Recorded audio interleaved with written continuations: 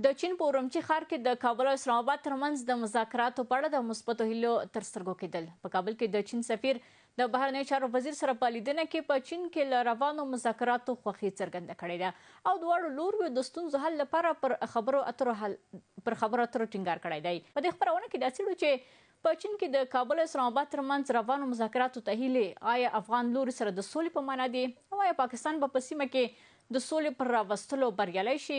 سلامونه د نن شپې څېړنې خپرونې ته زه کلثوم بهرام هرکلی کوم. د همدې موضوع څېړلو لپاره راسره د نړیوالو چارو کارپو عزیز مرج راسره دی. مرج صاحب، تاسو ته ښه راغلاست. امرا به شو لومړۍ پوښتنې ته ویل کېږي په چین کې د کابل او اسلام آباد ترمنځ روانو مذاکراتو مثبت هیلې زیاتې دي. ستاسې په اند آیا پاکستان دا ځل دا درک کړی چې ټي ټي پي د پاکستان خپله کورنۍ مسله ده؟ مننه. لومړی تاسو ته بارام خور، تاسو تخنیکي همکاران ته لیدونکو ته سلامونه احترامات وړاندې کوم. ګوره، دا خو موږ په دې باندې بحث ډېر کړی ده. پاکستان مامور دی، اجرایي دی، اهداف و مقاصد دی غربي نړۍ ده په سیمه کې. همدې لپاره جوړ شوی. په 1940 کال کې همدې لپاره جوړ د افغانستان په وړاندې، ځکه مخنیوی د شوروي او اوسنۍ روسیې ګرمو بوته ولاره افغانستان ده. په دې بحث کړی ضرورت نشته بحث وکړو. دغه چې امریکا او روسیه او رقابت ده، افغانستان جغرافیه ده او پاکستان د افغانستان په وړاندې ده. په دې کې موږ ځان غولو، دې خوا ته ځو، دویم کور ده، د موږ ورور هېواد ده. دا نو د طالبانو دا خبرې کوي. یا بعضې غلامان بیا وایي چې موږ د کور ځای راکړی و، موږ د ډوډۍ راکړې ده. 1 میلیون یا 2 میلیون د ډوډۍ ورکړې، ځای ورکړی ده. 2 میلیونه سره هماغه جنګولي دي. 2 میلیونه دښمن کړي دي، اور یې اچولی. نو بنا دا لاس داخله دی نه، داسې خبرې اترې دغه ډیپلوماسي ده. یو څوک یې دعوتوي، ورته وایي راسه خبرې اترې کوو، نو د خپل ملت دپاره، د سیمې دپاره، د خلکو دپاره دغه شاتګ نشي کوی، مجبور سره ته کښېني. همزمان چې دی هلته په چین کې ناسته خبرې د مذاکره د سولې کوي. عاصم مدیر بار اعلان کاوه چې موږ جنګ ته دوام ورکوو، یعنې امریکا ته ډاډ ورکاوه چې موږ که چین سره ناست یو ماموریت نه پرېږدو. چین هم د خپلو موخو خپله مقاصد دپاره خپل سیال ته یو سیګنال رساوه چې یعنې که په دې سیمه کې که موږ ته خطر جوړوي، موږ هم خطر جوړولی شو. د زبرځواکو هېوادو ترمنځ لوبې دي. هوښیار ملتونه نو ځان ته ساتلی شي او ناپوهه مجبوره دي چې قرباني ورکړي. پاکستان هیڅ وخت له افغانستان لاس نه اخلي. هم د غرب پروژې هم خپلې پروژې دي. اوس په خپله پروژو کې که موږ راشو، عاصم منیر او خوجه عاصم وزیر دفاع او دا کسان څو وارې وغوښته شول مخکې د ایران باندې حمله وکړي. امریکا واشنګټن ته وغوښتله او دوی ته وویل تاسې به همکاري کوئ، تاسې دنده وظیفه لرئ. دوی ورته ټټر ووایه. اوس له ایران ډارېږي چې ځان باید له ایران سره مواجه نه کړي، له لویې لوبې کې ځان باید ګډ نه کړي چې خراب نه شي. راځي په افغانستان حملې و دا قصې مسې کوي. الله تعالی داسې رنګین هم داسې نه ته وایي افغانستان او پاکستان پرون یو چا تفاهم کړی چې له ایران سره مواجه نه شو، په موږ فشار هم نه شي، نو ما ورته به خپل منځ کې سره جګړه کوو. خو ګمان نه کوم چې افغانستان سره داسې تړون لاسلیک کړی، ځکه افغانستان په ټولو جګړو د دنیا کې بې طرفه و، بې پرې و، بې پرې پاتې شوی ده. یعنې مارج صاحب، دا ځل هم پاکستان لکه پخوا شوربند نقض کړی و، د افغانستان پر حریم یې تجاوز کړی و، دا ځل به هم دا کار ترسره کړي؟ زه فکر کوم دلته څنګه ده د پنجشنبې ته سبا د جمعې په ورځ دوی بیا تیاری نیولی چې حمله وکړي. یعنې سبا او به سبا ته بیا تیاری کوي د افغانستان په خاوره. نو بنا دوی هېڅ وخت داسې نه اوړي له دې مسلې نه، یا کېدای شي نن شپه خپل حملې وکړي. هغه مجبوره ده، فشار لاندې ده، وظیفه ورکړه شوې، دنده ده چې باید دا ترسره کړي. دا سیمه باید ارامه کړي. نورې زیاتې موخې دلته دي، خپلې ګټې په پام کې نیسي، خپل هم پام دې خواته ګرځوي. اما په ټوله کې دلته داعش راوستل او باګرام مسلې و، نورې څه د ایران مسایل دلته، دا ټول په پام کې نیول شوي دي، ځکه دی د حملې بې څه نه کوي. د مصرف همدا اوس د دغه حملو عربستان سعودي ورکوي. کله چې پاکستان په 1940 کال کې جوړ شو، له هماغه وخته ادارې عالم اسلام ورته وایي په سعودي کې از دا ټول علما د دنیا ته پیسې ورکوي چې دوی په ګټه تبلیغ وکړي. دغه پیسې دغه ادارې د غرب په امر باندې تر ننه پورې که جهاد په نوم، که د میراب په نوم، که د منبر په نوم، کسایاب او وهابیت او استاد رباني او مسعود نور ټول پیسې هم دی ورکړي. نو مارش صاحب دا چې پاکستان د ځل مذاکراتو ته زړه ښه کړی، فکر نه کوئ پر پاکستان د چین نفوذ د دې لامل شوی چې پاکستان داسې هوکړې ته ورسیږي؟ نه ګمان نه کوم چین هلته پانګونه وکړه د چین لپاره بیا امنیتي راوستله په خپله پاکستان کې ځکه غرب ورته وډارسل تر څو دا د پانګونه ونه کړي. چین د حریص دی غربي نړۍ ده، پاکستان په دې پوهېږي چې زموږ بقا له غرب سره په اړیکو کې ده. که سبا لږ انحراف وکړي بیا د پلکیا د عمران خان لږ له چین سره اړیکې جوړې کړې، د روسیې سره د اوسپنې په ویلیدو کې قراردادونه وکړل، اتلونه پورې زندان کې کړل. ښځه او خور دی په زندان کې، کابینه یې ټوله په زندان کې، هغه تر فیض حمید پورې زندان ته بوتلي، عثمان قریشي دی خو به وایي ایران بیا نو که ډېر لوی بغاوت وکړي او خبره بیخي ونه مني بیا لکه بوټو او ضیاءالله غوندې وس نو هغه لپاره دوی په دې پوهېږي چې د پاکستان بقا غرب نړۍ سره ده، سیاست بهرنی کورنی غرب ورکوي. ما وخت عرض وکړه بودیجه یې ټوله سعودي د غرب په امر ورکوي. نو دا بې څه نه دي، دا ټول سنجول شوي پروګرامونه. دا یو ایالت ده، دا یو مملکت نه چې مملکت په څېر ورته ګورو. پنجابیان په سیمه کې دومره قوت نه لکه امریکایان چې لري. ولې؟ ځکه دا د هغوی ایالت ده، هغوی تعمر کوي، هغوی ساتي بیه کوي. نو مارش صاحب دلته د افغانستان د پاکستان ملاتړ سره په افغانستان کې د نورو هیوادونو موخې څه شی دي دلته؟ دا څوک ملاتړ کوي؟ مثلا افغانستان ملاتړ کوي؟ نه یعنې تاسو وایئ چې دغه هیوادونه د افغانستان پر وړاندې جګړه کې له پاکستان ملاتړ کوي، د دوی موخې څه دي؟ افغانستان کې غواړي څه لاسته راوړي؟ افغانستان یو ستراتیژیکه نقطه ده، یو ترانزیت لاره ده د چین شرقي اروپا ته ورسېدل، له ایران سره خاور ته وخواته بندر عباس خواته کزیم د افغانستان لاره ده. او که چیرې روسیه راځي، مرکزي اسیا هېوادونه ځي ګرمو اوبو ته، جنوبي اسیا ته، خلیج ته، مثلا باب مندب ته، حتی تر یورموزه پورې افغانستان لاره.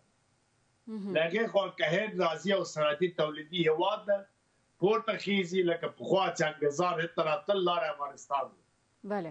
نو بنا له دغه ترانزیت نه استفاده باید وسي.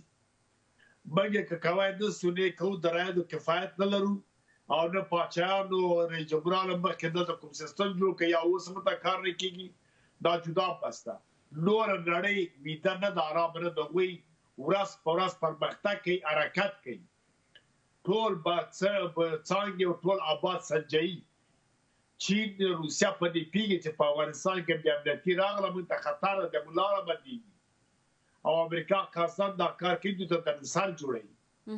غرنیزم سیمه ده، دلته خوږې اوبه دي چې یوه قطره یو څاڅکی له 4 څاڅکو پټرول سره مبادل کېږي که نه. دلته یورانیمونه او نور مواد پراته دي د غرو لاندې.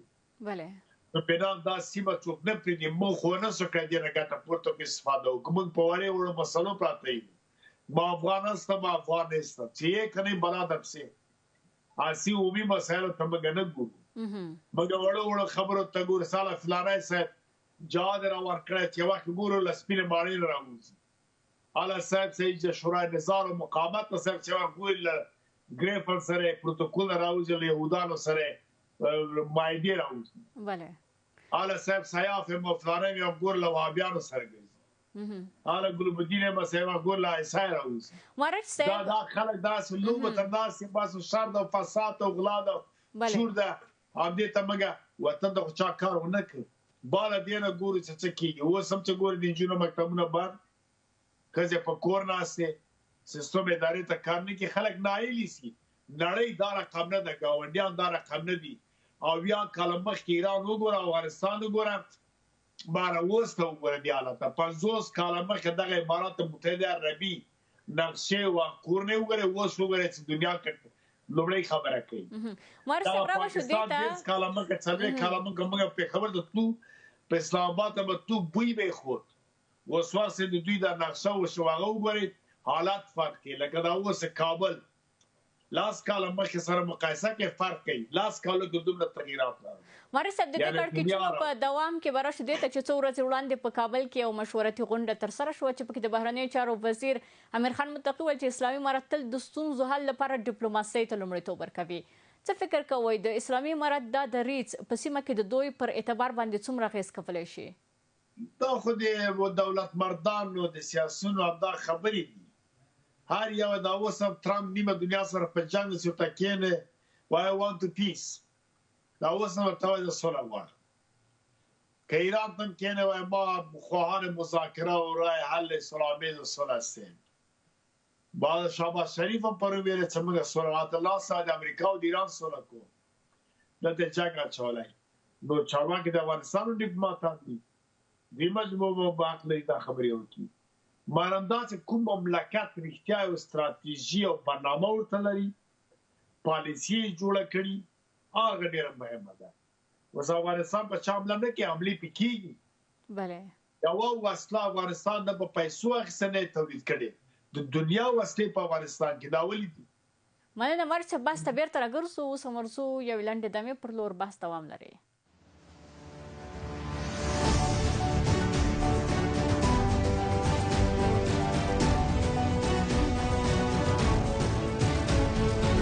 د خبرونې دوام ته راغلاست. مارچ صاحب، راوشو ستاسو د خبرو په دوام سره غواړم یو پوښتنه بله مطرح کړم چې په سیمه کې د کړکېچ کمولو لپاره د پاکستان هڅې به کومه مثبته پایله ورکړي؟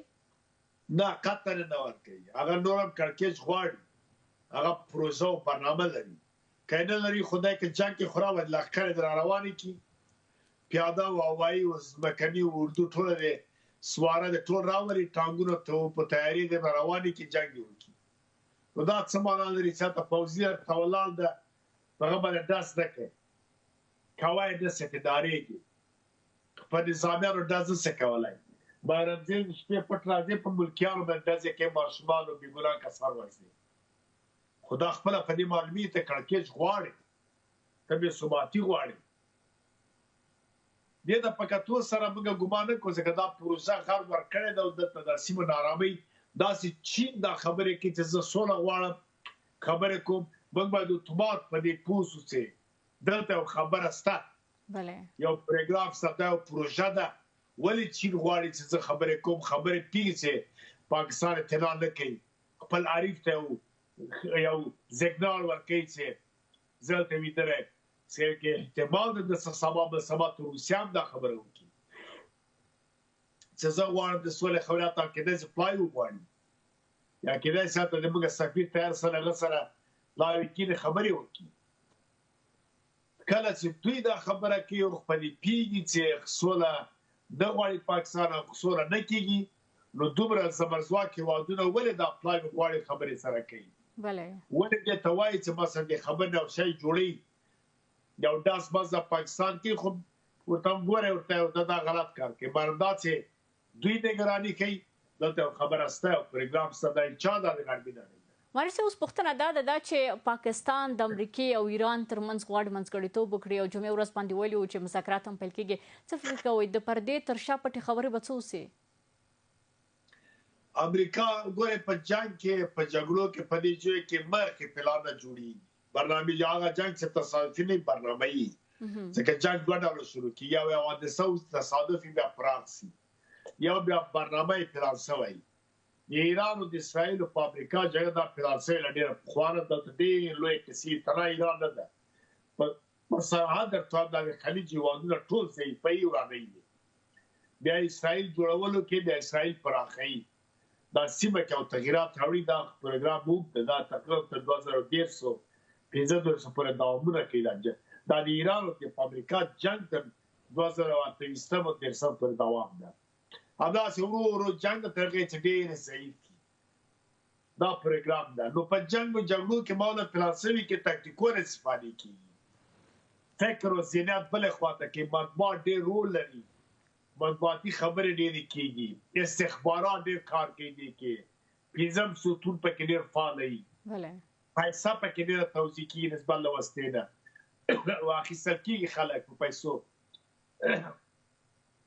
دا هم د امریکا او تکتیک د پاکستان ته وایي ته دا خبرې کوه چې مطبوعاتو فکر کوي امریکا دومره سپک نه ده چې راسي وړکی هېواد کې کینې خبرې وکړي. ایران په ژوند یې تنازلېږي چې زبرځواک هېوادونه پرېږدي او اروپایي هېوادونه پرېږدي خبرو کوربتوب پاکستان وکړي چې هغه خپل همداوس جګړې کې او توریزم پکې د همداوس امنیت پکې نشته. نو بیا دا امکان لري دا یو تکتیکي خبرې دي او پاکستان د هغه غږ وکړ بیا بې شرمه غږ راپورته کړي. دا د سولې خبرې دې ته جوړ نه دي. اوس فعلا د امریکا او د ایران د جګړې تدابیر نیول کېږي. ګورئ کله اعلان کې چې زه ضرب العجله کې زه حمله کوم، بیا بیرته کې 2 هفتې حمله معطل شوه، اوربند څه دا څه دا ذهنیتونه مطبوعاتو لخوا کېدای شي ټرمپ دا نه شوه بیا حمله وکړي، کېدای شي سبا حمله وکړي او کېدای شي بیا پرې ځکه بعضې وخت کې داسې هم نه ده چې ضرب العجله کړی باید حتما باید په همدې ورځ حمله وکړي. مرسته تاسو همدې ته اشاره وکړه. زه غواړم دې مسئلې ته راشم چې ایران 10 ماده ییز وړاندیز امریکا ته وړاندې کړی و، امریکا هم دې ته غاړه کېښوده. څه فکر کوئ د دې لامل څه شی کېدای شي؟ دا د ډیپلوماتیک خبرې دي، ذهنیت بدلول دي، هر څوک خپله ګټه پر بنا باندې دې ګټه پورته کوي. عملاً جګړه روانه ده، په جګړه کې تر اوسه پورې امریکا کامیابه ده. که څه ایرانیان ووایي مجبوره دي ووایي دا یې خاوره ده، وطن ده، وایي ما پیروز شولې. نن هم راوتلي وه واټونو ته دا خبرې کولې، اما پایله تر اوسه معلومه نه ده. اوس ورته ګورو جنګ په ایران کې ده نه په امریکا کې. د ایران چې ولي تر اوسه پورې خلیج هېوادونه ولې نه یې امریکا ویشتلی. کوم امریکایي یو بیړۍ ته سیوه تاوان یو ډز رسېدلی نو تر اوسه کوم بیړۍ نه ده ویشتلی نه یې ښودی شي. ټول ویډیو فلم چې راوړی همدا هغه یوه بیړۍ ده. د ایران هغه مشران چې مخالف د امریکا و هغه یې له منځه ټول ویوړل. دا نورو سره معامله لري، ورته وایي ته ډزې کوه. څومره چې ډزې کوې واشنګټن نه ولې خپل مصرف کوي تر څو وخته پورې چین او روسیه تا ته اکمالات وکړي، بالاخره هغه هم نه کوي. هغه تاسیسات چې په بوشهر او په کومو تهران کې هغه ورته وویشتل. اوس پاتې دي یو د برېښنا او بعضې تاسیسات دي، هغوی ته هم پروګرام جوړ شوی چې ولي نو میران تاوان چا وکړ. که ته خلیج هېوادونه عربي هېوادونه ولې دغه جوړولو کې بېرته مجبور د امریکا او غربي نړۍ او زبرځواک هېوادونه دا جوړې ځکه لویې کمپنۍ د ودانۍ دوی سره دي، بانکونه قرضه دوی سره ده، بانکونه مالکان دوی دي. تا که تنګي ورمز بند کړی دا په دې معنی خپل دوکان دې بند کړی. لوزوانیا او ټکزاس د امریکا کې دومره تیل دي چې 3 برابره د خلیج د اوپیک دي. وینزویلا ورسره ده. روسیه ګورې خپل تیل په کوم صورت باندې د اروپا ته اکمالي او قیمت یې ورته لوړ کړی. قیمت خو دوی لوړ کړی، جنګ په تفاهم کېږي، جګړه کې زبرځواک هېوادو کمپنیو کورنیو هغوی بیا هڅه کوي، نرخونه هم هغوی پورته کوي، بیمه هم هغوی زیاتوي، د قرضې ټکس هم زیاتوي، انترست ورته وایي، تیل او مواد هم خرڅوي. مثلا دا اوس دومره میوه د روسیې راغلی اروپا ته چې پخوا په دې پیمانه نه وه راغلی. اما چې ځي بندرونو ته جاپان او دې خواته بیړۍ راډکېږي راروانې دي اروپا ته. نو ماري صاحب اوس دلته پوښتنه دا ده که چېرته امریکا وغواړي که نه په سیمه کې پراخې جګړې ته دننه شي او پر ایران باندې حمله وکړي، دلته به د چین او روسیې غبرګون څه شی وي؟ آیا دوی دا اجازه ورکوي چې سیمه له پراخې جګړې سره مخامخ شي؟ دوی تفاهم لري کنه، تفاهم لري، خپلې ګټې دي. ما عرض وکړه 20 کال امریکا په پاورزنګ جنګ وکړ، چین په WTO کې ځان شامل کړ. دا د نړۍ تجارتي ارګان څه دی، ورلډ ټریډ ارګانیزیشن څه ده، بازار تجارتي. خپل دوی اعلان وکړ چې موږ 2 تریلیونه په 20 کالو کې ګټه وکړه. 2 تریلیونه ډېره پیسه ده په یو عادي یو مارکیټ کې. حتی لا ما داسې واورېد چې هماغه 4 تریلیونه ویلي، خو خیر ما موږ کوم 2 تریلیونه واورېدله. په 1 تریلیون باندې یو مملکت جوړېږي. نو بنا دوی دا ګټه په سادګۍ باندې وکړه او مواد او توکي نړیوال هویت پیدا کړ، ټول نړۍ ته صادر سو لاړل. دا په خپل ځان کې دی ګټه ده. دا سنجول کېږي، روسیه سنجوي چې زه څه ګټې کوم، اجازه بیا ورکوي. تاسو ګورئ په همدې افغانستان کې مثال ورکړم، خیر څوک نه خفه کېږي له دې نه. 20 میلیونه په هره هفته کې امریکا راځي، دا چې پارن ور راځي افغانستان ته راځي. خو خیر دا ورکی خپل موسسات یعنی موسسات یا تاسیسات د امریکا د مایسته چین راځي په معدنو طلا او دې کې تړون لري ولې امریکا غږ ورته کوي ولې چین امریکا دغه نه کوي روس راځي پر رسمیت پیژني یعنی درې وړه هیوادونه په افغانستان کې یو ډول تعامل لري هغه بیا د باندې چې کوي مخالف یو سره چې مخالفت کوي همدغه څه په سوریه کې په عربي هیواد دا ګوري عربستان دولت چین سره تړون لاسلیک دی راځي دا په خپل ذات کې یو تړون درو عربان پیږي چې موږ ایران ونه وی راځو روسیه سره تړون جوړ کړ سبا ته چې ایران ته احتیاط کوي یا مثلا امریکا ورته ویلي سعودي ته چې ورسره روسیه سره تړون جوړ کړ چې روسیا ایران ته کومک ورکړي مثال څل خبرې دي همداسې په نورو هیوادو کې په هر څه کې دوی شریک دي سره په لویه کې دوی سره ګډې سره کوي بلوګي دا پورته چې دي دا شرکتونه دي او مرید دي سترو کورونیو چې برومودا او پروړاندې او پټویکو په دې ځای کې مسلسل په دې جزیرو کې تا شپږ څلوي جزیرې دي ځوان دا لاکاو سیمه د چې څوک کتای دي بله ماره صبره شو دې ته چې په ټوله کې د امریکا او ایران ترمنځ جګړه د سیمې پر هیوادونو باندې څه اغیز کولی شي که تدابیر ونه لري هر هیواد خپل اقتصادي او سیاسي تدابیر ونه لري اغیزه کوي سي بالکل که تدابیر لکه مثلا ترکیه د خپل تدابیر نیسي لکه کاناډا سره مثلا پروتوکول د غنمو لاسلیک کول عربستان د روسیې سره سبا ته نور اقتصادي تړونونه مثلا پاکستان له چین سره یا خپل عراق پورې هغه د خپل پروګرامونو سره جوړې ترتیبوي آذربایجان او بلاروس دوی سره ناس سره کې قراردادونه سره امضا کوي موږ هم که خپل زیرمو ته کار ونه کوو خپل اوبه که با وخت یو څاڅکی د څلور څاڅکو د نفتو سره برابر ده زراعت ته کار وکړي کروندو ته څارویو ته خپل کورني تولیداتو ته کارونه تشویق نه کوو ملت او دولت فاصله ورکه نه کوي اتحاد ته کار نه کوو سیستم اداره جوړ نه کوو نړۍ سره اړیکې جوړ نه کوو د نړۍ مشروع شرایط د خپلو ګټو پر بنیاد ونه منو نو شاید موږ تاوان ډېر وینو نسبت نور ځکه موږ جګ ځپلي هېواد یو کارونه ډېر نشته تولید او فابریکې اقتصاد هم ډېر قوي نه ده نو مینا دې ته باید موږ پام وکړو اوس ګورئ دافع او قوایا وایي دا نه لرو د پاکستان په وړاندې عاجز یو ډېره مننه وارث په راځي الوتکه راځي ماشومان وزني الزمینی باغختلی او ښه قوت لرو تدابیر هر مملکت هر هېواد ځان ته نیسي باید موږ هم دې ته ګوټلې ګامونه پورته کړو چې پاتې نه شو په راتلونکي کې اوس اقلیمي هوا دا هم خرابه ده کېدای شي وایي تر جوزا پورې سیلاوونه راسي مثلا د هوا کړکېچنه سي خرابه سي دې ته باید موږ پام وکړو اقتصاد ته د مسایل ته ډېر توجه وارث صاحب مننه د نړیوال چارکار په عزیزدین وارث صاحب ستاسو له حضور څخه په خپرونه کې نړۍ مننه کوم کور مو ودان زموږ د نن شپې څېړنې خپرونه پر همدې ځای پای ته رسیږي ښه شپه ولرئ